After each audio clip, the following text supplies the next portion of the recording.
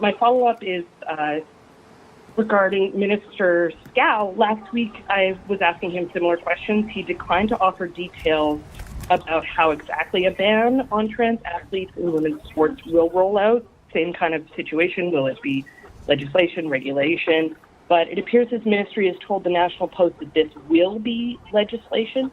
Can you tell us, can you confirm that to me now, and whether this will affect kids in K-12 sports beginning this school year, beginning in September, and perhaps shed some light on what your plan is for enforcement on that policy? Right. I mean, once again, we have a legislative process that we have to go through. So that'll be, we go back into the legislative session, I believe, on October the 28th. Our intention is to bring forward those policies that need legislative approval in the fall session. And so that will be both the ones affecting school and healthcare as well as sports. And once you've passed legislation, regulations have to be implemented, and then there's a moment of proclamation and then implementation. So not September 1st. We have to, I don't want to preempt the discussion that we're going to have, but there will be legislative discussion that happens on this in the fall, yes. Thanks, Premier. Operator, can you please put through the first call, or the next caller, sorry. The next caller is Jonathan Bradley from Western Standard. Please go ahead. Hello, Premier Smith. Thank you for taking my question.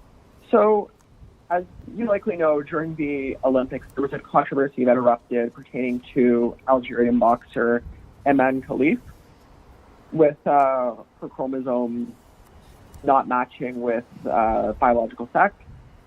What do you think about that? Well, look, I'm sure many people who were watching the Olympics have their own opinion, but what I'm focused on doing is forming policy here in Alberta to make sure that sports are fair for women who are, and girls who are born female, meaning the biological sex that's reflected on their birth certificate. And we also want to make sure that there are also more co-ed divisions so that transgender women and men can also have meaningful ways to participate in sport. Okay.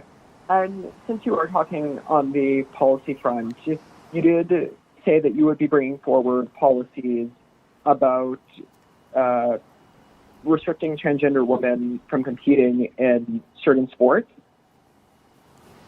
What are the particulars of that policy that you'll be bringing forward? We're wanting to make sure that those who have their biological sex being female have the ability to participate in women and girl-only sports. That's the intention behind the program, and Minister Scow is working with the various divisions and various sports entities to make sure that is an option, but also to make sure that we have options for transgender women and transgender men to also participate in co-ed divisions.